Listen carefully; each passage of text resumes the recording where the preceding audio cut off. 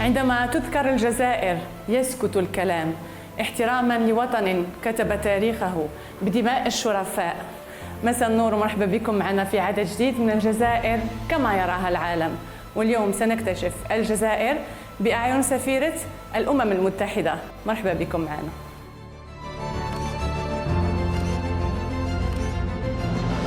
Excellence, bonjour. Tout d'abord, je voudrais vous remercier de nous recevoir à l'ambassade des Nations Unies en Algérie. Nous sommes très heureux d'être parmi vous aujourd'hui, avec vous aujourd'hui. Et c'est un honneur pour nous de tourner ce numéro. Donc, merci infiniment. C'est vraiment un bonheur d'être avec vous, Anna, ici à la Maison des Nations Unies à Alger.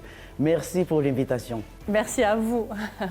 Je voudrais souhaiter un joyeux anniversaire à l'Organisation des Nations Unies, commençant par les belles choses et les bonnes choses. Donc, joyeux anniversaire. Les Nations Unies fêtent leur 80e anniversaire. Dites-nous plus. C'était une belle histoire quand en 1945, suite à la Deuxième Guerre mondiale, en juin, à San Francisco, la Charte des Nations Unies a été adoptée et elle est entrée en vigueur le 24 octobre 1945, moment de la création de l'Organisation des Nations Unies. Et 54 pays s'étaient associés à ce moment-là et ensuite 142 ont rejoint l'Organisation des Nations Unies en faisant une plateforme mondiale du multilatéralisme, une plateforme des dialogues et des discussions, des problèmes et aussi des opportunités. Et aujourd'hui, les Nations Unies sont plus importantes que jamais avec les défis auxquels nous faisons face. Donc c'est une très belle histoire et c'est vraiment, ça a été en 1945 un moment de vision et de beaucoup d'espoir. Aujourd'hui, il faut que ça continue parce que vraiment, beaucoup de problèmes, on ne peut pas les régler avec un seul État ou un petit groupe d'États. C'est des questions mondialement importantes que nous devons régler ensemble. De toutes les façons, les citoyens du monde entier comptent sur les Nations Unies afin de régler ces problématiques auxquelles nous sommes sensibles. Vous avez tout notre soutien et on vous souhaite bon courage. On est derrière vous et avec vous. Et puis, j'ai envie de dire que vous êtes une excellente ambassadrice des Nations Unies qui prône les valeurs du multilatéralisme parce que vous-même, vous portez plusieurs nationalités et vous parlez plusieurs langues, vous représentez plusieurs pays. En tout cas, c'est vrai qu'aujourd'hui, beaucoup de défis, beaucoup de réalités dépassent complètement les frontières. Prenez la question de protection de l'environnement et lutte contre les changements climatiques, lutte contre la pollution plastique, les questions des océans, la biodiversité, le maintien des forêts, tout ça c'est des questions qui sont à gérer mondialement avec vraiment une bonne volonté de l'ensemble des États membres. Mais si nous revenons à la Charte des Nations Unies, les Nations Unies ont été créées tout d'abord pour le maintien de la paix et de la sécurité. C'était à un moment que nous sortions d'une seconde guerre mondiale qui avait provoqué énormément de dévastations, de souffrances et il fallait se donner des règles. Donc, c'est de là d'ailleurs, basé sur la Charte des Nations Unies, qui aussi les droits internationaux a été constitué. Donc les Nations Unies étaient d'abord un mécanisme pour prévenir les conflits, pour assurer la paix et la stabilité et aussi pour une résolution pacifique des différends. En second lieu, c'était aussi pour permettre aux États membres de régler les choses à l'amiable, basées sur des principes d'égalité, mais aussi de l'autodétermination des peuples. Ensuite, très important, au cœur justement du mandat de l'Organisation des Nations Unies, est le développement. Le développement durable, nous avons 17 objectifs de développement durable qui sont transversaux à travers les questions de l'économie, questions sociales, culturelles, environnementales, les questions aussi humanitaires, bien évidemment, et tout ça informé par notre dédication aux droits humains. Et ensuite, toutes les questions relatives à une coopération entre les États pour faire face aux défis qui aujourd'hui, je dirais, que sont grandissants parce que nous voyons beaucoup de crises, crises économiques, crises sociales, crises sécuritaires, environnementales. Aujourd'hui, nous devons davantage encore affirmer notre engagement commun. L'idée qu'ensemble, on est plus fort. L'idée est qu'ensemble, on peut vraiment mettre les poids sur des questions qui sont dans l'intérêt commun. Et tout ça avec une perspective d'inclusion, de solidarité. Aujourd'hui, le multilatéralisme est beaucoup attaqué aussi, mais c'est vrai que si les Nations Unies n'existeraient, on serait où? On ferait quoi? C'est très important aujourd'hui, à 80 ans d'existence des Nations Unies, réaffirmer notre engagement. Et certainement pour moi, oui, j'ai grandi avec une perspective avec un background, une perspective très internationale, multilinguiste, multiculturelle. Et donc, pour moi, c'était une vocation d'aller dans ce type de métier. Être un fonctionnaire des Nations Unies, pour moi, c'est un point d'honneur, surtout dans un pays important comme l'Algérie. Merci beaucoup, je vous comprends tellement. Excellence, comment évaluez-vous la coopération entre les Nations Unies et l'Algérie dans les domaines humanitaires, justement, social et économique aujourd'hui? Alors d'abord, il faut dire que l'Algérie est déjà le plus grand pays en termes de taille d'Afrique, dans une zone géographique, géopolitique importante. C'est un pays qui a un énorme potentiel, une riche culture, des riches ressources naturelles, une histoire très importante et aussi a toujours joué un rôle très important au niveau du multilatéralisme. Au fait, l'Algérie a toujours été un champion. À la Constitution des Nations Unies, l'Algérie, peu après, a rejoint les Nations Unies en 1962. Et c'était justement lors de la journée qui, encore aujourd'hui, est célébrée, la journée de la diplomatie algérienne. L'Algérie a toujours joué un rôle important dans la diplomatie et dans les négociations, les médiations. Et tout ça avec des fortes valeurs du multilatéralisme et les fortes valeurs ancrées dans la Charte des Nations Unies. L'Algérie est actuellement membre non permanent du Conseil de sécurité. Vous savez, les Nations Unies ont plusieurs organes. Il y a le Conseil de sécurité qui est formé, les membres permanents, 5 membres, les vainqueurs de la Deuxième Guerre mondiale, en l'occurrence les États-Unis, la Russie, la Chine, la France et le Royaume-Uni. Mais aussi, il y a une rotation de membres non permanents. L'Algérie est dans sa 2e année et dans ce cadre, mais aussi l'Algérie joue un rôle en général sur des organes importants aussi régionaux comme l'Union africaine et aussi au Conseil des droits de l'homme. L'Algérie a s'engagé dans beaucoup de processus et surtout inspiré par des principes de solidarité, d'humanité et d'autodétermination des peuples, mais aussi dans les processus de décolonisation.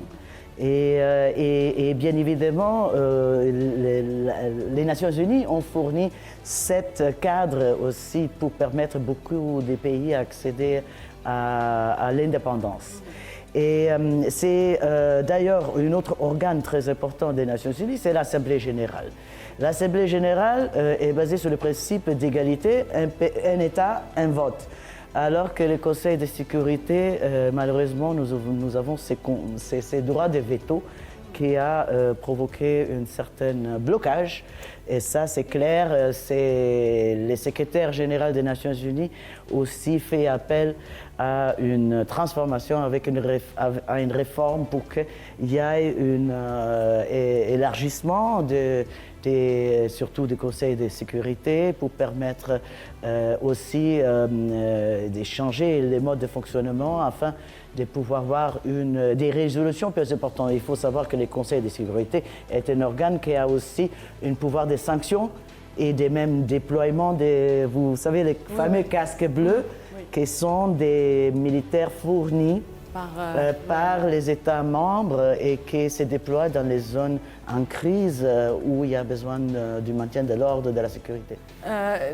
Vous avez parlé du veto. Récemment, ça a suscité une forte indignation, je dirais mondiale, des citoyens qui estiment qu'en 2025, il est temps que ça change. Il y a une sorte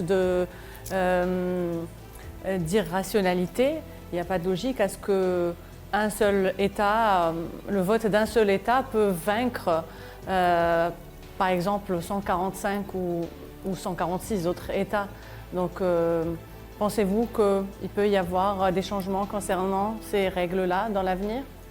Je reste très optimiste, même en dépit des complexités pour mettre en œuvre les mécanismes légaux nécessaires pour faire des changements fondamentaux au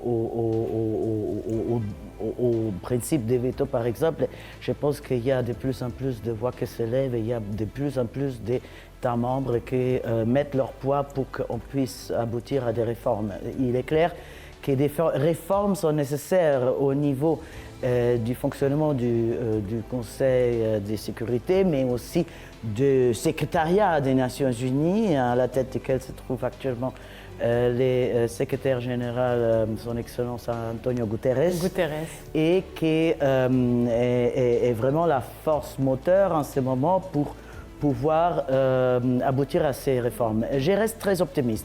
Il est clair que les réformes sont vraiment nécessaires au niveau aussi des mandats parce que, vous savez, l'Assemblée générale a un rôle de proposition, de discussion et des suggestions de résolution, adoption de résolutions, mais ensuite c'est aussi l'exécution. Nous avons eu beaucoup de résolutions et les mandats des différentes entités du système des Nations Unies qui comprennent des agences techniques spécialisées comme l'Organisation mondiale de la santé, comme la FAO, comme l'UNESCO. Après, il y a des fonds comme les programmes des Nations Unies pour le développement, les PNUD. Ensuite, il y a des fonds comme l'UNICEF, les fonds mondiaux de la population. Il y a aussi des programmes. Donc, c'est un ensemble des différentes entités qui forment les Nations Unies. À l'occurrence, en Algérie, il y en a 22 qui sont impliqués dans notre cadre de coopération.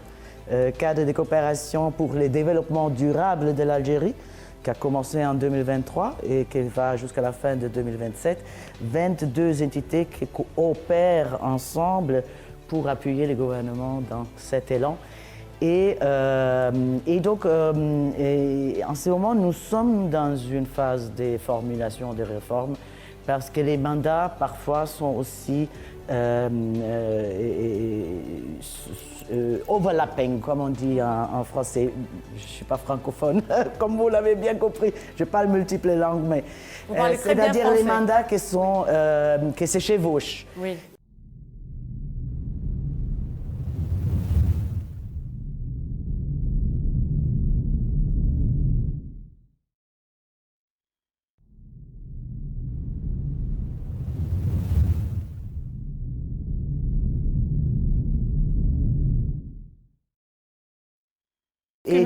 Cumulable.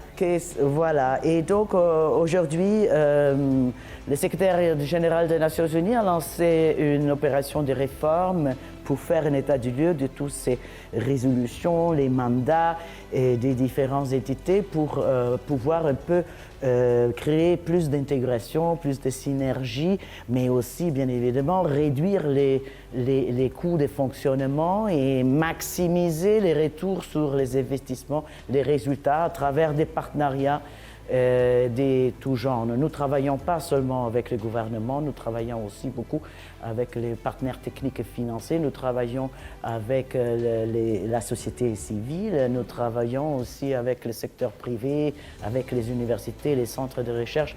Et il s'agit de continuer donc avec une forte vision, mais au niveau des modes de fonctionnement, il est important d'améliorer les choses. Je pense que nous sommes nombreux à penser ça. Maintenant, il y a un autre organe très important qui a un mot à dire là-dessus, c'est les ECOSOC. C'est le Conseil économique et social. C'est un organe encore de participation de tous les États membres. Et c'est à ce niveau-là que beaucoup de décisions doivent être faites et validées. Et ce n'est pas toujours facile de mettre tout le monde d'accord. Ça, c'est certain.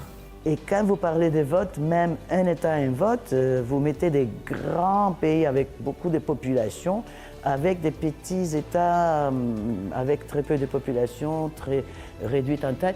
Mais le principe est un État, un vote.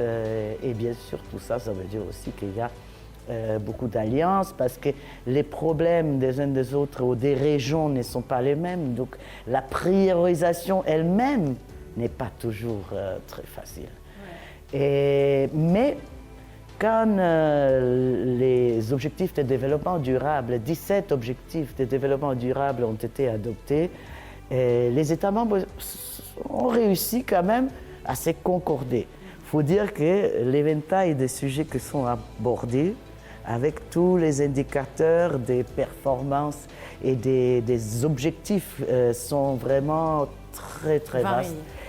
Et quand quelqu'un comme moi, coordonnatrice des Nations Unies, je dois coordonner 22 entités, même nous, à notre échelle, en appuyant les priorités des développements durables de l'Algérie, nous-mêmes, c'est pas toujours évident de trouver un dénominateur commun et d'arriver à prioriser, parce que c'est pas un secret en ce moment, nous avons une crise financière importante. L'Algérie a fait un travail excellent. Vous avez les indicateurs humains, l'index de développement humain, vous êtes 3e place sur le continent africain. Devant vous, seulement des petits États insulaires. Ça veut dire que vraiment vous avez fait un très bon travail en investissant dans l'éducation, la santé, la protection sociale. Toutefois, il reste encore à faire. Donc nous appuyons un tas d'initiatives dans ce sens pour assurer que davantage tout le monde aussi dans les wilayas les plus éloignées, les zones du pays les plus éloignées puissent avoir accès à une éducation de qualité, à des services de santé qui puissent vraiment fournir tout le nécessaire aux populations et à tous les groupes de la population. Et la protection sociale. Il y a beaucoup d'efforts qui sont faits, mais aussi il y a toute la dimension financière, économique qu'il faut prévoir. D'ici 20 ans, 30 ans, il faut voir comment on peut continuer à investir comme l'Algérie l'a déjà fait. Dans le domaine économique, comment voyez-vous tous ces changements qui ont été opérés, ces nouveaux projets qui ont été lancés, des énormes projets, des signatures de gros contrats, etc., que ce soit dans le sud ou dans les grandes villes algériennes? Je ne vous cache pas que dès que je suis arrivé, j'ai eu la chance de pouvoir partir et j'ai fait un tour par Oran et en revenant, je suis passé par Mostaganem. Je suis aussi allé à Boussada, ensuite déjà 2 fois en Kabylie dans les montagnes.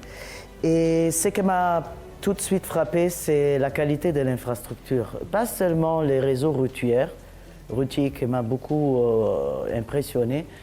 Ça donne un exemple même à certains pays en Europe, parce que c'est des infrastructures assez récentes et très bien développées. Et ensuite, aussi tous les programmes de logement. Et là, j'ai vraiment compris que l'Algérie était différente des autres pays dans lesquels j'ai servi.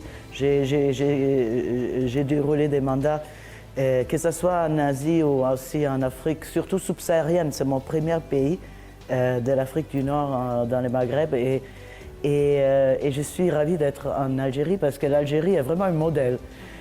Parce que ces programmes sont très coûteux, mais ça, à l'œil, on voit tout de suite qu'il y a une philosophie d'inclusion, de ne laisser personne pour compte, de donner accès à toute la population sans distinction de localisation géographique ou des revenus. Je veux dire, même quand je vais dans les marchés, quand je regarde le coût du pain, je vois que vraiment un effort est fait. Et c'est une très bonne chose de voir comment les revenus aussi de l'exploitation des ressources naturelles comme les gaz et le pétrole ont été quand même réinvestis. Et ce n'est pas partout que c'est comme ça. Je pense qu'il y a une vision que les autorités ont poursuivie depuis longtemps. Et petit à petit, ils ont quand même réussi à construire un bon socle. Évidemment, il reste toujours à faire. J'espère qu'un jour, justement, nous, les côtés coopération au développement, un jour, on peut faire bagage et on peut partir. Mais non, on vous veut toujours ici. Restez avec nous. Parce que c'est vrai que c'est ça le but final. C'est ça le but final. Mais c'est vrai aussi, pour reparler de la question des rapports entre les Nations Unies et l'Algérie, une chose très importante est justement de donner cette visibilité à l'Algérie, de montrer un peu ce que l'Algérie fait sur le plan social, socio-économique. Il y a beaucoup de projets qui sont aussi très novateurs. Donc, les Nations Unies, ça c'est notre travail aussi. Ce n'est pas seulement l'aspect d'appui technique, appuyer aussi à la mobilisation des ressources, beaucoup d'expertise technique, mais aussi des financements. Nous aidons beaucoup à nouer des partenariats, pas seulement au niveau du pays, mais de la région, mondialement. Mais c'est aussi très important le rôle des Nations Unies en étant un amplificateur et en montrant ce que l'Algérie fait ici pour que d'autres puissent suivre l'exemple. Et ces dernières années, de plus en plus de pays sont intéressés par les investissements en Algérie. Vous avez vu, il y avait la Intra-African Trade Fair. Tout récemment, l'IATF, et qui a réuni l'ensemble du continent ici au plus haut niveau. C'était sous le patronat de Son Excellence le Président de la République et c'était impressionnant. C'était impressionnant. Même les panels, il y avait 9 entre chefs d'État et Premier ministre.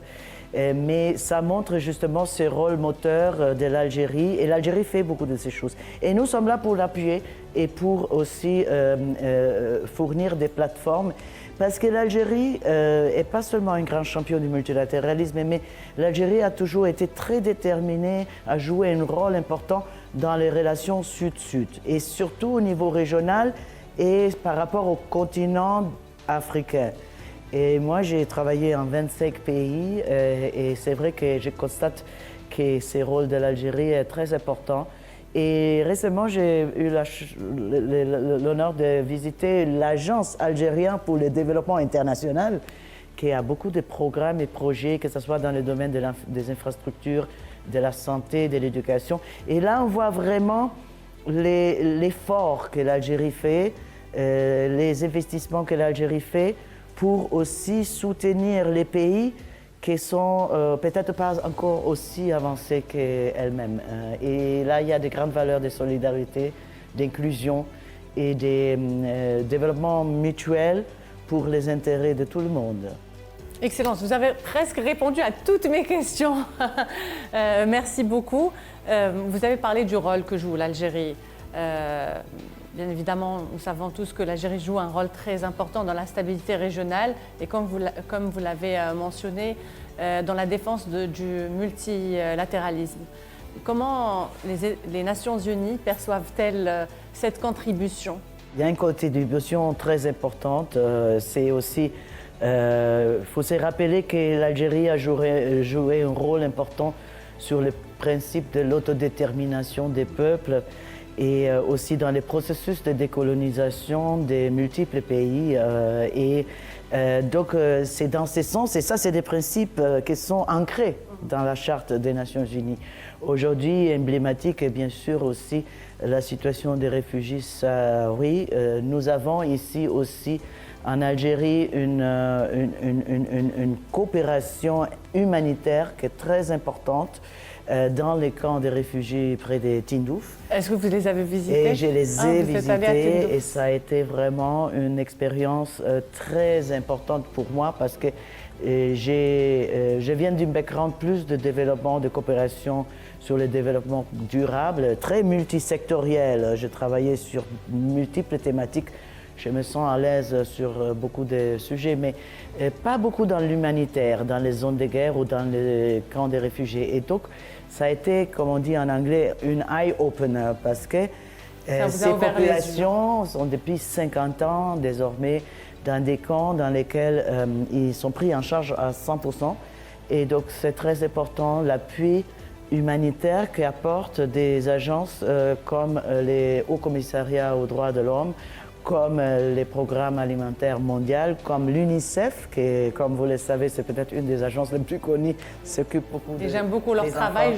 Si vous me permettez, je voudrais saluer l'UNICEF en Algérie, Madame Katharina Johansson, ainsi que toute son équipe qui font un travail formidable. Oui, mais nous avons beaucoup d'agences qui font un travail. C'est vrai qu'il y a beaucoup de bon travail qui se fait dans l'ensemble de la famille. Et puis aussi l'OMS, l'Organisation mondiale de la santé, sont aussi actifs pour fournir un paquet de services, mais aussi un appui aux réfugiés. Donc voilà, nous avons aussi une autre organisation qui joue un rôle important ici en Algérie, parce qu'on a presque peu comme 3 piliers, si vous voulez, 3 groupes d'intervention. C'est le développement durable avec les 17 ODD, puis l'humanitaire, la riposte humanitaire pour les camps des réfugiés sahraouis. Et puis le troisième, c'est l'immigration. Et l'immigration, c'est là que l'Algérie a aussi compris vraiment que si on n'attaque pas les problèmes de la mobilité des populations et des migrations à la source et qu'on réalise un développement local de là où les femmes, les hommes, les enfants partent pour fuir des zones de crise ou pour aller chercher des meilleures conditions de vie, si on ne s'attaque pas à rendre les zones viables, les migrations ne pourront que s'intensifier. Et donc, nous avons aussi l'Organisation internationale de migration qui agit, mais autrement, nous avons, même ici dans la Maison des Nations Unies, nous avons les PNUD, nous avons à côté aussi les FNUAP. Nous avons aussi une organisation, il y a certaines organisations dont on entend un peu moins parler, que c'est comme l'Organisation des Nations Unies pour la lutte contre les drogues et les crimes, l'ONUDC. Nous avons aussi ici au siège un bureau de l'Organisation internationale pour la propriété intellectuelle. C'est eux qui ont tous des mécanismes pour les brevets, très importants pour l'industrialisation. Vous savez qu'actuellement, avec l'appui de l'OMS, l'Algérie est en train de mener un processus pour se faire certifier sur un niveau de production des produits pharmaceutiques pour qu'elle puisse exporter davantage. L'Algérie produit beaucoup de médicaments et la vision est d'en faire une industrie encore plus florissante et qui puisse servir d'autres pays, parce que c'est Made in Algeria, ça va être aussi des médicaments et des produits sanitaires qui sont à meilleur marché, moins cher et dont des autres pays en Afrique puissent bénéficier. Pareillement pour le développement, la production des vaccins. Et parce que n'oubliez pas que quand il y avait la Covid, les vaccins ont été consommés d'abord dans les pays riches et d'autres pays avaient été laissés de côté. Absolument. Mais c'est une très très bonne chose de protéger le Made in Algeria. Les citoyens algériens, nous, comptons beaucoup sur cette initiative. afin qu'elle puisse être généralisée parce que beaucoup de produits algériens malheureusement se font un petit peu usurper à l'étranger et nous avons besoin, il est devenu nécessaire de protéger les marques algériennes, les productions algériennes et le Made in Algérie. Excellence, vous savez, je pourrais vous écouter des heures et des heures. J'ai hâte de connaître beaucoup plus sur vous déjà, sur l'ONU, comment ça se passe, comment ça marche. Je pourrais vraiment, vous êtes une encyclopédie vivante devant moi. J'ai beaucoup de chance de vous avoir face à moi d'ailleurs. Par contre, que pensez-vous si on change de lieu, on continue cette charmante conversation et je vais essayer de vous faire découvrir une toute petite partie de notre patrimoine, de notre Algérie et j'aimerais aussi découvrir l'Algérie à travers vos yeux. Excellence. C'est formidable. Let's go. Let's go. Merci beaucoup.